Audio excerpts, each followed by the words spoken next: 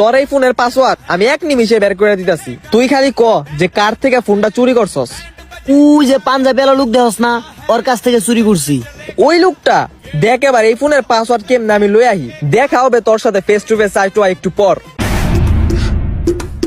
Excuse me ভাইয়া, এটা কি আপনার ফোন?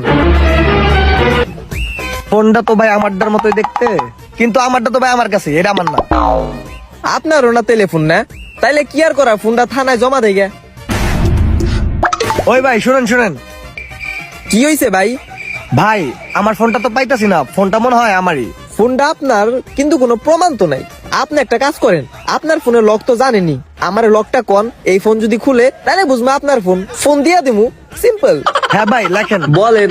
882200।